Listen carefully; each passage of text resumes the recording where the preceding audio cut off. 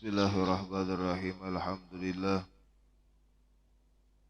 Alhamdulillahilladzi yaktifu idza syaa fi qulubil muridin law'atal iradah wa yuz'ijuhum ila suluki sabilis sa'adah allati hiyal iman wal ibadah wa mahwu kullu rasmin wa 'adah. Allahumma shalli wa sallim wa barik wa karrim على عبدك المجتبى المصطفى سيدنا محمد سيد أهل السيادة وعلى آله وأصحابه سادة القادة. سبحانك لا علم لنا إلا ما علمتنا إنك أنت العليم الحكيم ولا حول ولا قوة إلا بالله العلي العظيم. رب اشرح لي صدري ويسر لي أمري واحلل عقدة من لساني يفقه قولي. أما بعد. Alhamdulillah, puji syukur kehadirat Allah Subhanahu wa taala yang masih melimpahkan kepada kita nikmat dan karunia-Nya. Alhamdulillah, puji syukur kehadirat Allah Subhanahu wa taala yang masih menginginkan atas kita sebuah kebaikan, sehingganya Allah Subhanahu wa taala berikan taufik hidayah serta inayahnya kepada kita, agar kiranya kita terasa ringan melakukan segala sesuatu yang bernilai pahala dan kebaikan di sisi Allah. Maka mudah-mudahan apa yang kita lakukan pada pagi hari ini kelak menjadi saksi di hadapan Allah Subhanahu wa taala dan menjadi pemberat timbangan kebaikan kita di hadapan Allah Subhanahu wa taala. Amin ya rabbal alamin. Salawat dan salam terturunkan untuk baginda Rasul Muhammad sallallahu alaihi wa alihi wasallam. Itu juga para keluarga beliau, para sahabat, para tabi'in hingga akhir zaman, dan mudah-mudahan salawat ini menjadi salah satu sebab kala kita mendapatkan syafaat dari baginda Rasul sallallahu alaihi wasallam, sehingga kala kita dikumpulkan bersama baginda Rasul di dalam surganya Allah Subhanahu wa taala. Amin ya rabbal alamin. Hadirin hadirat ikhwan akhwat yang dirahmati oleh Allah, kalam musannif rahimahullah wa nafa'ina bihi wa bi ulumihi fid dharain. Amin radhiyallahu taala anhu wa ankum ila anqal al-ashiru. Kemudian kita sampai kepada hadis yang ke-10 di dalam bab ini, atau hadis yang ke-172 dari kitab Riyadhus Shalihin, yang mana hadis ini diriwayatkan oleh Sayyidina Abdullah bin Abbas. Dikatakan bahwasanya an Ibnu Abbas radhiyallahu ta'ala anhu maqal qama fina Rasulullah sallallahu alaihi wa alihi wasallam bi mau'idatin faqala ya ayuhan nasu innakum tuhsyaruna ila Allah ta'ala hufatan uratan ghurla kama bada'na awwala khalqin nu'iduh wa'dan alaina inna kunna fa'ilin. Ala wa inna awwalal khalaiqi yuksa yawmal qiyamah Ibrahim sallallahu alaihi wasallam.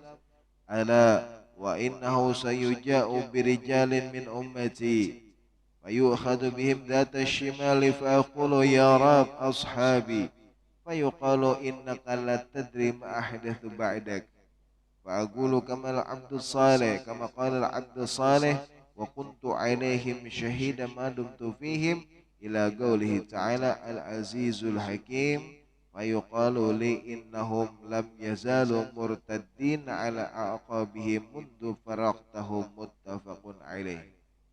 Kemudian hadis yang ke-10 yang diriwayatkan oleh Sayyidina Abdullah bin Abbas, bahwasanya beliau bercerita, kata beliau, qama fina Rasulullah sallallahu alaihi wasallam bi mau'idatin. Suatu hari, kata Sayyidina Abdullah bin Abbas, baginda Rasul sallallahu alaihi wasallam berdiri di antara kami memberikan sebuah nasihat. Faqala, kemudian baginda Rasul sallallahu alaihi wasallam berkata, ya ayyuhan nasu, wahai seluruh umat manusia, kata baginda Rasul sallallahu alaihi wasallam. Di dalam hadis ini khitabnya baginda Rasul kepada para sahabat khususnya, namun tujuannya adalah seluruh umat manusia. Di saat baginda Rasul mengatakan ya ayuhan nas, wahai seluruh umat manusia. Artinya di sini baginda Rasul sallallahu alaihi wasallam ingin atau hendak memberitahukan kepada semua umat manusia tentang apa yang akan disampaikan oleh baginda Rasul sallallahu alaihi wasallam. Kemudian baginda Rasul melanjutkan, kata beliau, innakum tuhsyaruna ilallahi ta'ala hufatan uratan ghurla. Ketahuilah, kata baginda Rasul sallallahu alaihi wasallam, sesungguhnya kelak kalian akan digiring di padang mahsyar sampai kalian akan bertemu di hadapan Allah Subhanahu wa taala, ketika kalian akan dihadapi oleh Allah Subhanahu wa taala. Artinya ketika kita dibangkitkan, artinya setelah terjadinya yang namanya hari kiamat. Semua ciptaan Allah Subhanahu wa taala akan hancur lebur, kecuali di dalam kitab Sabilul Intikar dikatakan bahwasanya setiap yang ada di muka bumi ini itu akan hancur, kecuali apa yang tersisa dari tubuh manusia adalah sepotong, kalau di bahasa Arab itu namanya ajmud danab, admu janab, artinya tulang ekor. Jadi tulang ekor kita tuh jar sampai hari kiamat itu masih tetap utuh. Yang ada hancur nih, tersisa itu. Dimana jar karena kemudian Allah Subhanahu wa taala akan menurunkan hujan, maka setelah hujan itu sisa-sisa dari tulang ekor kita tadi, maka dari situlah jar kemudian awal mula cikal bakal kemudian Allah membangkitkan manusia. Ya kan hari kiamat nih. Di dalam riwayat sebelum terjadinya kiamat ada jar satu angin yang berhembus. Jadi jar ada angin yang bertiup, anginnya sejuk luar biasa, maka setiap dari mereka yang beriman, di dalam kitab Sabilul Intikar dikatakan, setiap dari mereka yang masih memiliki keimanan kepada Allah Subhanahu wa taala, maka ketika angin itu berhembus, semuanya akan kembali kepada Allah Subhanahu wa taala. Artinya langsung meninggal. Ketika angin tadi bertiup, maka jadi semua yang beriman kepada Allah itu akan meninggal dunia. Yang tersisa itu hanyalah orang-orang yang kafir dan orang-orang yang munafik, sehingganya mereka akan menyaksikan apa yang terjadi di muka bumi ini.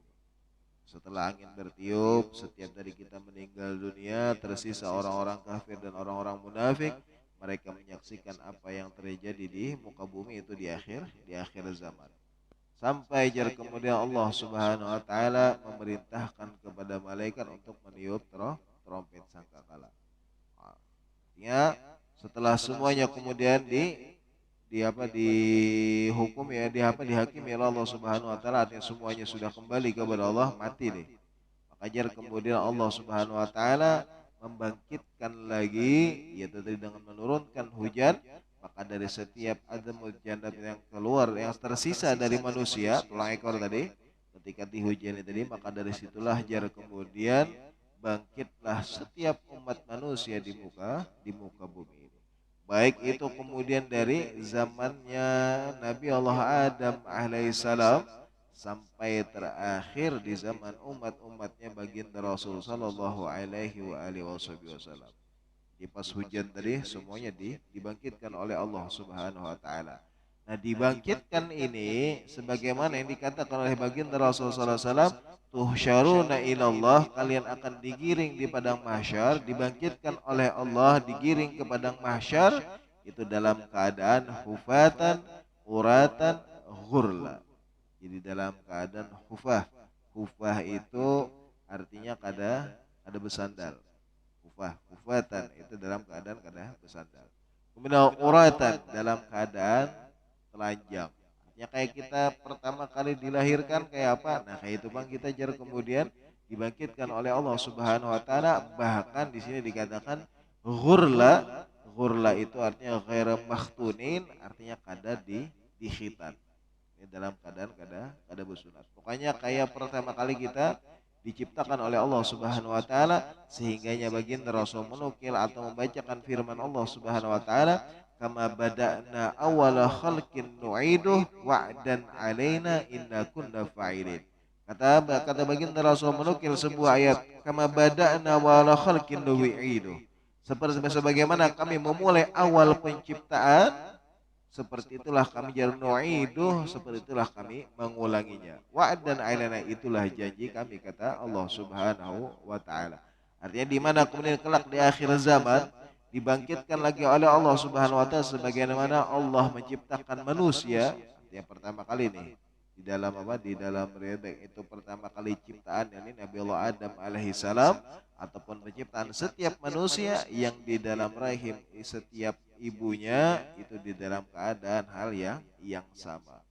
Artinya telanjang, kada bersandal, kemudian apa, ghurla dalam keadaan kada di khitan. Semuanya dalam bentuk yang sama. Sehingganya ketika mendengar ini di dalam riwayat Sayyidah Fatimah bertanya kepada baginda Rasul sallallahu alaihi wasallam, karena di dalam riwayat kita tahu bahwasanya Sayyidah Fatimah adalah putri baginda Rasul sallallahu alaihi wasallam, seorang perempuan yang memiliki rasa malu yang luar biasa. Rasa supannya Sidin itu luar biasa. Bahkan saking supannya Sidin, di dalam riwayat dikatakan bahwasanya ketika Sayyidina Abu Bakar Siddiq kembali kepada Allah kemudian berpesan sebelum beliau meninggal dunia, jika aku meninggal Jersidin, kuburkanlah aku di samping baginda Rasul sallallahu alaihi wasallam. Di dalam riwayat dikatakan ketika itu Sayyidah Fatimah tidak pernah lagi berziarah kepada baginda Rasul karena sudah ada Sayyidina Abu Bakar Siddiq di samping baginda Rasul sallallahu alaihi wasallam. Dan kemudian Sayyidah Aisyah pun hal yang sama. Setelah Sayyidah Aisyah ketika Sayyidina Abu Bakar Siddiq dimakamkan bersama baginda Rasul, Sayyidah Aisyah masih ziarah kepada baginda Rasul dan Sayyidina Abu Bakar Siddiq. Namun setelah meninggalnya Sayyidina Umar ibn al-Khattab dimakamkan bersama baginda Rasul dan Sayyidina Abu Bakar, maka Sayyidah Aisyah pun kada pernah ziarah karena ada Sayyidina Umar yang hitungannya bukan mahramnya dari Sayyidah Aisyah. Jadi mereka orang-orang dahulu, perempuan dahulu memiliki rasa malu yang luar biasa, sehingganya ketika melihat orang lain yang bukan mahramnya, bahkan Sayyidah Aisyah aja, yang artinya Sayyidina Umar aja nih, nak umpat berkubur aja, Sayyidina kada hendak lagi jar karena itu bukan mahramku. Maka itulah yang kemudian ditanyakan oleh Sayyidah Fatimah kepada baginda Rasulullah SAW, wahai ayahku, kata Sayyidah Fatimah, bagaimana keadaan saat itu? Artinya karena digiring nih, dibangkitkan di padang mahsyar dalam keadaan kita layaknya seorang bayi, artinya dalam keadaan yang telanjang apa segala macam. Maka ujar Sayyidah baginda Rasulullah SAW, wahai Fatimah anakku, ujar baginda Rasulullah SAW, keadaan saat itu terlalu menyibukkan mereka untuk menoleh ke kanan dan ke kiri. Artinya semuanya waktu itu sudah sadar bahwasanya mereka saat itu, kita saat itu sedang digiring oleh Allah di padang mahsyar untuk diadili oleh Allah Subhanahu wa taala, sehingganya ketika itu kita itu sibuk lawan pikiran kita masing-masing.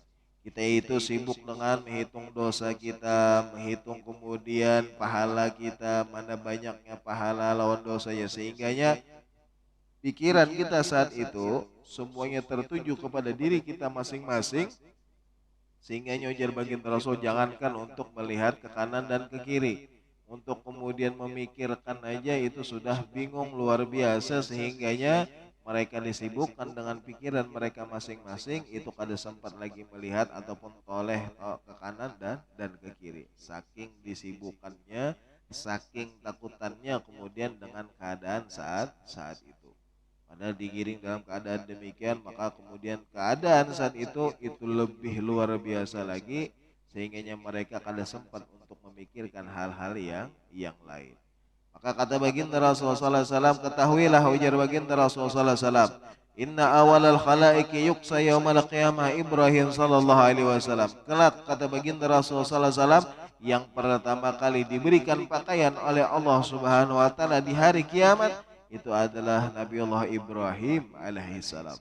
Jadi karena kelak di hari kiamat yang pertama kali memiliki pakaian adalah Nabiullah Ibrahim, karena kemudian keutamaan yang diberikan oleh Allah Subhanahu wa taala kepada Nabiullah Ibrahim alaihissalam.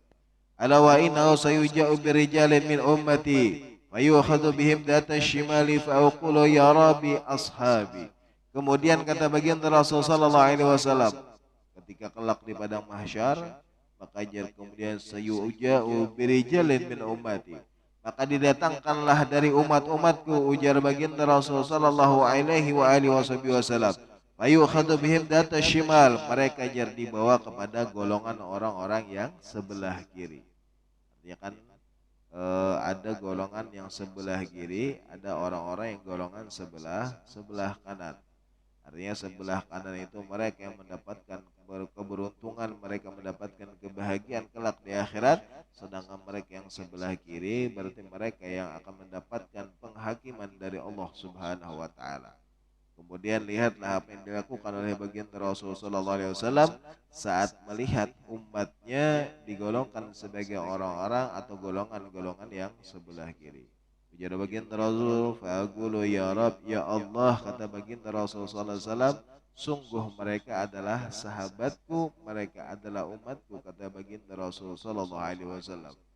Maka kemudian kelak di hari kiamat tidaklah ada orang yang berbicara kecuali mereka yang mendapatkan izin dari Allah Subhanahu wa taala.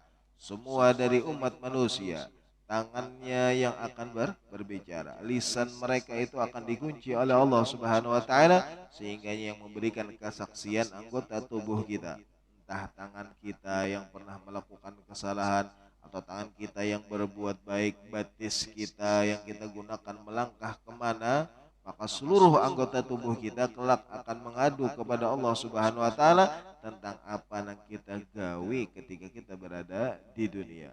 Sehingganya lisan kita itu dikunci oleh Allah Subhanahu wa taala kecuali mereka yang mendapatkan izin dari Allah Subhanahu wa taala untuk bisa berbicara. Di antaranya mereka yang bisa berbicara adalah hanyalah baginda Rasul sallallahu alaihi wasallam. Makanya ketika itu baginda Rasul langsung berkata kepada Allah Subhanahu wa taala, "Ya Allah, mereka adalah sahabatku, mereka adalah umatku," ujar baginda Rasul sallallahu alaihi wa alihi wasallam. Maka kemudian fayuqalu, maka dikatakanlah kepada baginda Rasul sallallahu alaihi wasallam, "Innaka la tadri ma ahdathu ba'dak." Ketahuilah wahai Muhammad, sesungguhnya setelah engkau kembali kepada Allah, engkau tidak tahu apa yang dilakukan oleh umat-umatmu setelah engkau kembali kepada Allah Subhanahu wa taala. Walaupun sebenarnya apa yang dilakukan oleh umat baginda Rasul sallallahu alaihi wasallam itu setiap harinya tertulis, kemudian di setiap hari Senin dan Kamis itu dilaporkan kepada Allah, sebelum sampai kepada Allah terlebih dahulu dilihat lawan baginda Rasul sallallahu alaihi wasallam. Artinya dicek nih lawan baginda Rasul, laporan catatan amal kita dalam seminggu ini nih yang dibawa malaikat rakib dan atid, setelah ditulis dibawa kepada Allah, sebelum sampai kepada Allah itu diperiksa dulu lawan baginda Rasul. Oh, ini banyak amal baiknya. Oh, ini kemudian banyak amal buruknya. Sehingganya bilanya banyak amal baiknya baginda Rasul himong, tetapi bila banyak amal buruknya baginda Rasul sallallahu alaihi wasallam itu sedih karena melihat apa yang dilakukan oleh umatnya. Tetapi di situ kada sampai di situ, kemudian jadi bawaan riwayat dikatakan baginda Rasul pun kemudian memintakan ampun kepada Allah Subhanahu wa taala atas setiap umat. Makanya kemudian kelak di hari kiamat saat baginda Rasulullah SAW adalah satu-satunya orang yang diberikan izin oleh Allah Subhanahu wa taala untuk bisa berbicara. Maka yang diminta oleh baginda Rasulullah SAW bukan untuk beliau pribadi, tapi bagaimana kemudian baginda Rasulullah SAW memintakan kepada umatnya, memintakan kepada Allah untuk umatnya, sehingganya kemudian baginda Rasulullah sallallahu alaihi wasallam mengatakan kepada Allah Subhanahu wa taala, faqulu kama qala Abdus Saleh. Kemudian aku berkata sebagaimana dikatakan Nabi Allah Saleh, wa kuntu alaihim syahidan ma dumtu fihim, dan aku menjadi saksi kepada mereka atas apa yang mereka lakukan selama aku berada bersama mereka. Sampai jar kemudian dikatakan kepada baginda Rasul sallallahu alaihi wasallam, innahum lam yazalu murtaddina ala aqabihim mundu faraqtahum. Ketahuilah wahai Muhammad, kata Allah Subhanahu wa taala, sesungguhnya mereka itu keluar dari jalanmu, mereka murtad karena apa? Semenjak engkau tinggalkan. Makanya kemudian baginda Rasul sallallahu alaihi wasallam mewanti-wanti kepada kita, mengingatkan kepada kita kayak apa seharusnya kita benar-benar mengikuti apa yang diajarkan oleh baginda Rasul sallallahu alaihi wasallam. Artinya segala sesuatu yang pernah diajarkan oleh baginda Rasul, setiap segala sesuatu yang pernah disampaikan oleh baginda Rasul sallallahu alaihi wasallam, kelak itu akan ditanyakan oleh Allah Subhanahu wa taala kepada kita sebagai umat baginda Rasul sallallahu alaihi wasallam. Apa yang diajarkan oleh baginda Rasul, apa yang kemudian disampaikan oleh baginda Rasul sallallahu alaihi wasallam melalui sunnah-sunnahnya, melalui ajaran-ajaran baginda Rasul sallallahu alaihi wasallam, baik itu akhlak beliau ataupun kebiasaan beliau, semuanya itu adalah salah satu sunnah yang harusnya kita kerjakan di dalam kehidupan kita, walaupun kata para ulama sekali dalam seumur hidup. Bilanya kita mendengar nih atau tahu sebuah hadis, paling ada yang kita tahu, yang kita dengar, kita kerjakan sekali dalam seumur hidup kita, sehingganya kita kemudian kada terbebani atas apa yang kita ketahui, tapi kada kita kerjakan.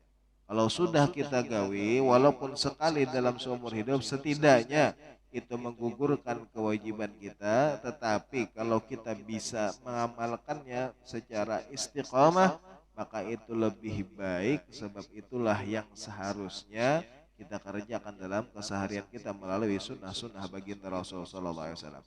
Sunnah-sunnah baginda Rasul itu harusnya kita hidupkan dalam kehidupan kita.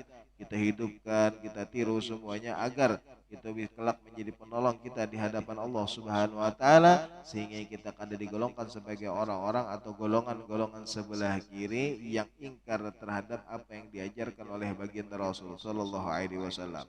Kalau kita meniru sunnah baginda Rasul, kita hidupkan sunnah baginda Rasul dalam keseharian kita, maka kelak itulah yang kelak akan menjadi penolong. Sebab siapa mereka yang kemudian kata baginda Rasul sallallahu alaihi wasallam, man ahya sunnati faqad ahabbani wa man ahabbani kana ma'i fil jannah. Barang siapa kata baginda Rasul sallallahu alaihi wasallam yang menghidupkan sunnahku, maka sungguh mereka adalah orang-orang yang mencintaiku, kata baginda Rasul, wa man ahabbani kana ma'il fi jannah, dan mereka yang mencintaiku, kata baginda Rasul sallallahu alaihi wasallam, kelak akan bersamaku di dalam surganya Allah Subhanahu wa taala. Seharusnya dari sekarang kita sudah niatkan bagaimana kita harus menghidupkan sunnah-sunnah baginda Rasul sallallahu alaihi wasallam, semata-mata kita mengharap untuk mendapatkan syafaat dari baginda Rasul sallallahu alaihi wasallam. Kemudian hadis yang selanjutnya yang diriwayatkan oleh Abi Sa'id Abdullah bin Mughaffar radhiyallahu ta'ala qala naha Rasulullah sallallahu alaihi wasallam anil khadfi wa qala innahu la yaqtulu sayd wa la yanqa'ul adu wa innahu yafqa'ul ain wa yuksiru sid. Kemudian diriwayatkan oleh Sayyidina Abi Sa'id Abdullah bin Mughaffal bahwasanya kata beliau, naha Rasulullah sallallahu alaihi wasallam anil khadfi. Jadi jar kemudian baginda Rasul melarang kepada umatnya untuk melakukan khadfi. Khadfi itu kalau ujar kita tuh apa yalah, kalau bahasa Indonesia itu pakai ketapel, apa nang pakai cicikangan tuh nah, apa ketekan enggak? Kita kan gasan anu buah apa biasanya, tetapi di sini dipakai gasan berburu. Nah maka jar kemudian baginda Rasulullah SAW melarang umatnya menggunakan anil hadfi. Jadi kalau hendak berburu jangan pakai ketekan. Kalau pakai yang lain itu boleh, kayak pakai apa senapan angin kah, atau kemudian pakai panah kah, itu boleh karena sesuatu yang tajam. Tapi kalau pakai ketekan tadi, apalagi pakai batu, nah itu ujar baginda Rasul, innahu la yaqtulu sayd, itu kada bisa dipakai untuk berburu. Wala yang kalau adu, dan kemudian kada bisa melukai musuh. Tetapi jara baginda Rasulullah SAW wa innahu yafqaul ain wa yuqsirus sim. Itu hanya bisa dipakai untuk membutakan mata. Artinya bisa itu justru kata baginda Rasul bisa merusak mata. Kalau kena mata nih itu bisa merusak mata. Wa yuqsirus sim, dan kemudian bisa mematahkan gigi. Artinya kada sampai kemudian membunuh atau kemudian melukai atau sampai berburu kada kawa. Itu kada bisa dipakai untuk berburu ujar baginda Rasul sallallahu alaihi wa alihi wasallam. Kalau pakai yang lain masih boleh, tapi kalau pakai ketekan tadi itu kada boleh. Di dalam riwayat yang pertama kali beisi ide atau beisi saran lah, yang pertama kali menyarankan buulah ketekan tadi atau ketapel tadi itu kan bahasanya menjanik. Jadi di dalam di zaman Nabi Allah Ibrahim alaihissalam saat Namrud hendak melempar atau melempar Nabi Allah Ibrahim ke dalam tumpukan kayu api. Karena kan di dalam riwayat ketika Nabi Allah Ibrahim hendak dibakar, itu kan mengumpulkan kayu bakarnya Namrud itu kurang lebih 7 hari 7 malam. Ada yang mengatakan 3 hari 3 malam. Jadi tumpukan kayunya itu luar biasa, panasnya pun luar biasa. Sehingganya kalau di andak aja kita yang mengandak itu, nah itu panasnya luar biasa. Makanya bingung kayak apa cara-caranya supaya melempar Ibrahim ujar Namrud nih ke dalam kobaran api, tapi kita kadang merasa panas. Di dalam riwayat si iblis itu menyamar menjadi seseorang kemudian mengajari kepada orang atau kemudian rakyatnya Namrud atau kepada Namrud untuk berulah menjanik. Menjanik itu kayak ketapel juga, tapi kan kayak zaman dahulu yang dipakai berperang, yang bilanya ditarik pakai karet kemudian dilepas kemudian terlempar gasan melempar batu ganal. Nah, kayak di dalam riwayat pertama kali itu yang mula Namrud atas sarannya iblis untuk melempar Nabiullah Ibrahim ke dalam kobaran api. Jadi itu namanya menjanik. Jadi yang pertama kali bulah ketapel itu iblis. Makanya kan dilarang oleh baginda Rasulullah sallallahu alaihi wasallam. Wa fi riwayat di dalam riwayat anna qariban li ibni Muqaffal khadafa fanahu wa qala. Kemudian di dalam riwayat bahwasanya di dalam riwayat si Abdullah bin Muqaffal ini di dekat sidin ada ketapel tadi. Maka jarfanahu kemudian baginda Rasul melarangnya faqala inna Rasulullah sallallahu alaihi wasallam naha anil khadfi wa qala. Baginda Rasul melarang untuk menggunakan ketapel. Innaha la tasidu saida. Sungguh ini ujar baginda Rasul kadang-kala dipakai gasan berburu. Tsumma ada faqala uhadditsuka anna Rasulullah sallallahu alaihi wasallam naha anhu. Kemudian aku mengatakan kepadaku sesungguhnya baginda Rasul SAW melarang kita untuk menggunakan ketapel tadi. Jika engkau ujar Sayyidina Abdullah bin Mughaffal, jika engkau masih menggunakannya la ukallimuka abada, maka aku tidak akan pernah mengajakmu berbicara. Saking mereka kemudian menjaga apa yang diperintahkan oleh baginda Rasul sallallahu alaihi wasallam.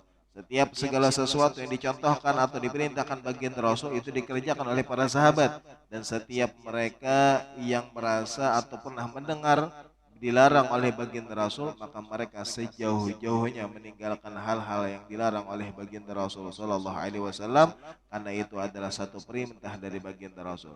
Maka lihatlah para sahabat yang benar-benar menjaga sunnah. Setiap segala sesuatu yang berasal dari baginda Rasul dikerjakan oleh mereka, dan setiap yang dilarang itu jauh-jauh mereka larang, mereka jauhi, kada digawi, karena itu bukanlah salah satu contoh yang diajarkan oleh baginda Rasul sallallahu alaihi wasallam. Kemudian hadis yang terakhir di dalam bab ini diriwayatkan oleh Sayyidina Abis bin Rabi'ah. Ketika itu jar beliau, ra'aitu Umar ibn al-Khattab, aku melihat Sayyidina Umar ibn al-Khattab yugabbilul hajar al-aswad. Aku melihat jar kemudian Sayyidina Umar ibn al-Khattab mencium hajar aswad.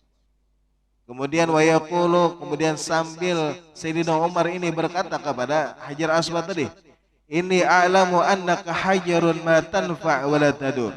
Ketahuilah sesungguhnya aku tahu betul ujar Sayyidina Umar bin Al-Khattab bahwa engkau hanyalah sebongkah batu yang tidak bisa memberikan manfaat pun tidak juga bisa memberikan mudarat. Artinya batu hajar aswad tadi batu aja ujar Sayyidina Umar. kada memberikan manfaat, kada juga kemudian memberikan mudarat.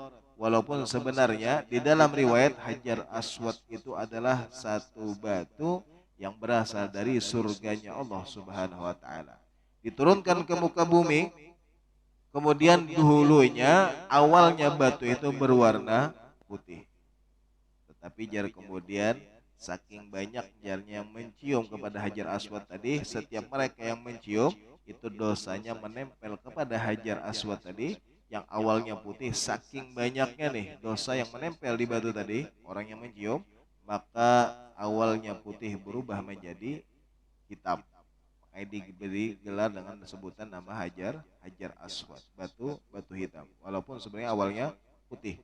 Makanya ujar Sayyidina Umar bin Al-Khattab, aku tahu betul kau adalah hanyalah sebongkah batu yang tidak bisa memberikan manfaat ataupun memadarat.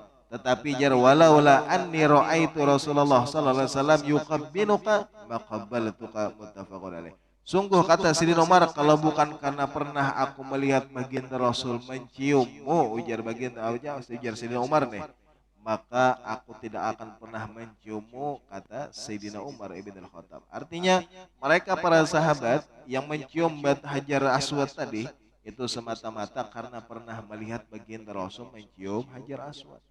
Kalau bukan ujar Sayyidina Umar, baginda Rasul pernah menciummu. Kalau artinya nih, seandainya baginda Rasul kada pernah menciummu, maka aku kada pernah mencium juga, ujar Sayyidina Umar. Artinya yang dilakukan mereka para sahabat bukan hanya sekadar artinya nang kemudian karena ini itu kada, semuanya dilakukan semata-mata meniru baginda Rasul sallallahu alaihi wasallam. Yang ditiru adalah baginda Rasul. Kalau kada dicium baginda Rasul, jar kada mencium. Artinya semuanya yang dilakukan oleh para sahabat itu adalah sunnah yang berasal dari baginda Rasul sallallahu alaihi wasallam. Kalau kita kan kadang kemudian dari kita itu niatnya macam-macam.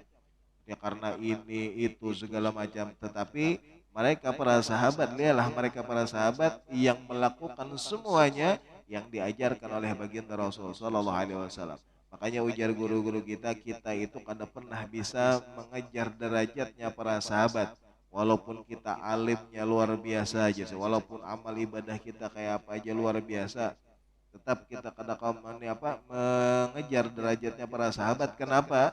Karena jar mereka para sahabat melihat sunnah baginda Rasul itu seakan-akan adalah sebuah kewajiban. Yang bilanya melihat sunnah nih, atau mengingat apa yang pernah digawe baginda Rasul, mereka berlomba-lomba untuk menghidupkan sunnah baginda Rasul seakan-akan itu adalah sebuah kewajiban. Sehingganya kadada dari para sahabat yang kada meniru baginda Rasul.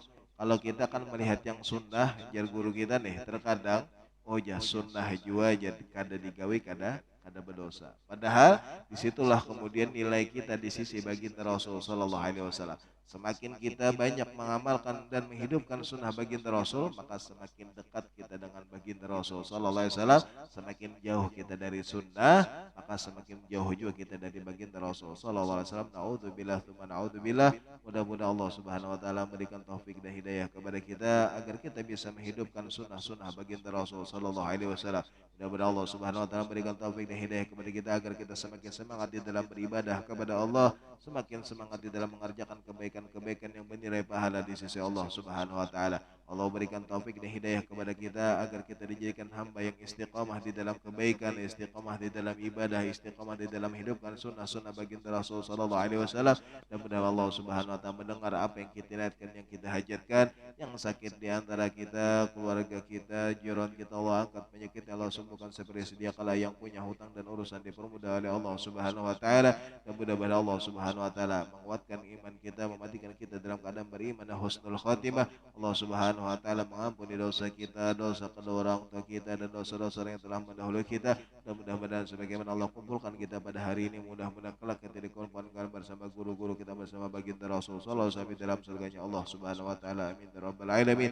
Ala hadhihi niyyah wa kullu niyatin salihah wa ila hadratin Nabi Muhammad sallallahu alaihi wa alihi wasallam. Al-Fatihah.